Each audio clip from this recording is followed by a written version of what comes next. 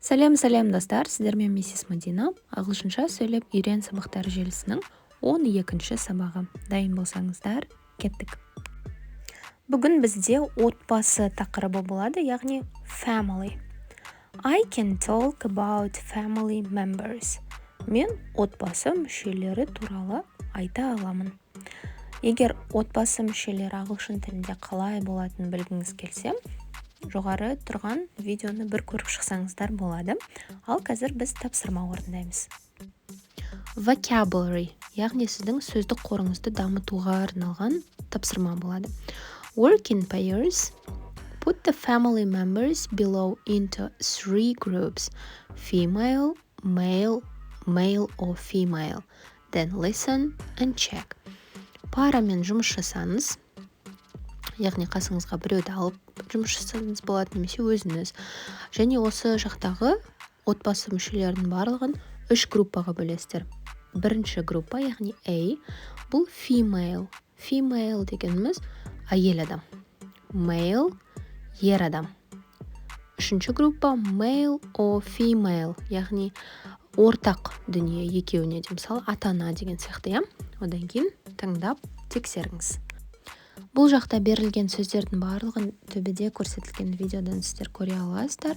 1-2 ғана білмейтін сөздеріңіз болуы мүмкін, оны сөздіктен қарап көрсеңіздер болады, Ал енді мен ағылшыншасын сіздерге бір оқиын, сіздер менімен бірге қайталаңыздар. Family members: aunt, brother,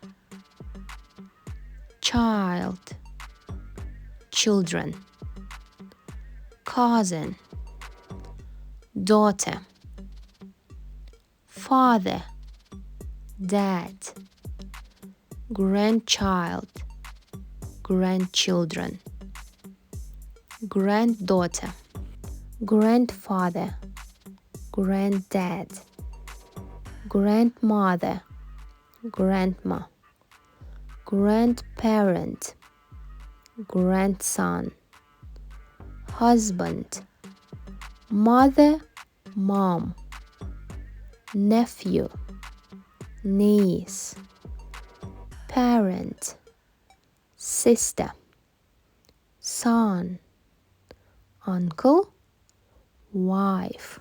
Ал енді осы сөздердің барлығын видеоны тоқтатып 3 группаға бөліп шығасыздар. Бірінші группа female, әйел адам, B, male, яғни ер адам, және C, male or female, екеуіне де ортақ дүние.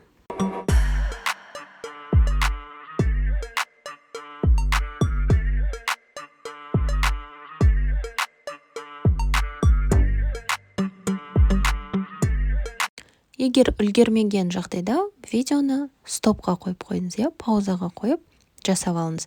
Себебі қазір мен аудионы қосамын, сонымен сіздер тексересіздер. Group A. Female. Aunt, daughter, granddaughter, grandmother, grandma, mother, mum, niece,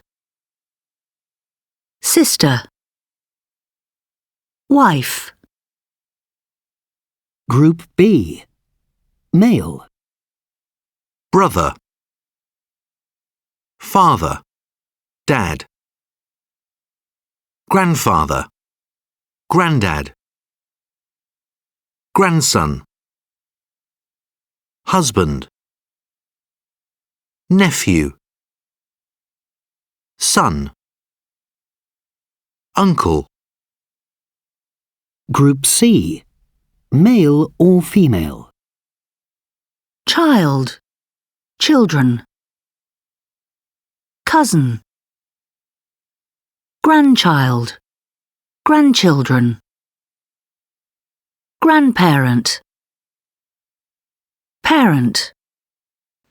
Ал енді келесі тақырып тура біздің менталитетімізге сай, біз қазақтар жақсы көретін ережелердің бірі бұл ілік септігіндегі ның деген жалғаулар, біреумен сөйлесіп қалсақ, ол біздің туысқанымыз болып шығады, немесе көршіміздің достары болып шығады. Сол үшін біреу таныстырғанда біз ол менің көршімнің әйелінің ағасы деп айтамыз, иә. Осылай нің деген тіркестердің барлығын біз ағылшын тілінде апостроф және с қоямыз. Апостроф деген үтірді жоғарыдан қоясыздар, иә. Мысалы, my cousin's husband, менің бөлемнің күйеуі. Нің деген апостроф және с. Ал келесі мысал, we just an apostrophe plural nouns ending in s. Ал егер уже көпше түрде s жалғанып тұратын болса, онда біз сол көпше түр болады, соңына жай ғана апостроф қоямыз. Мысалы, my parents' friends, менің ата-аналарымның достары. Я, менің мама-папаларымның достары. То есть апострофты біз ең соңына қоямыз да, как будто s жалғанған сияқты болады. Бірақ, қараңыздар, but his children's school. Children деген сөзде s жоқ қой. Сол үшін біз оған апостроф және s жалғаймыз. Жалпы толық ережелерді, толық мағлұматтарды сіздермен деңгейлік курсынан ала аласыздар.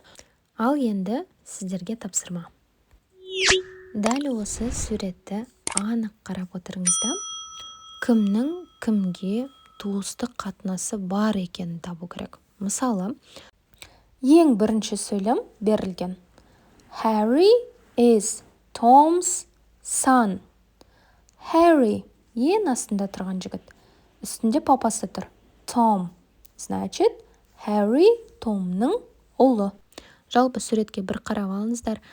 Кто с кем, кім-кімнің күйеуі, кім-кімнің балалары, яғни кім-кімге кузен, яғни бөле болып келеді, иә. Суретке жақсылап қарап алыңыздар да, осы тапсырманы орындап шығыңыздар. Ал уақыт кетті.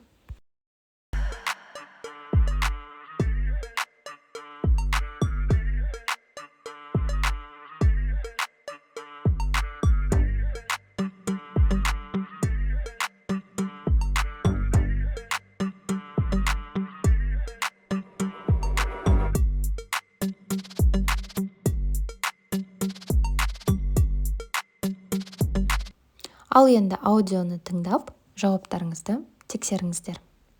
1. Harry is Tom's son. 2. Martin is Tom's father. 3. Nathan and Rosie are Sophie's parents. 4. Harry is Liz's nephew. 5. Lisa is Mia's grandmother. 6. Claire and Liz are Jessica's aunts. 7. Poppy, Harry and Mia are Rosie's grandchildren. Отбасы мүшелерінің қандай туыстық қарым-қатынастары бар екенін анықтай алдыңыз ба? Жетеуінен қаншауы дұрыс болды? Комментарийге жазуды ұмытпаңыз. Ал сіздермен болған миссис Мадина. Видео ұнаса, лайк басып, комментарий жазып, арнама тіркелуді ұмытпаңыздар. Goodbye!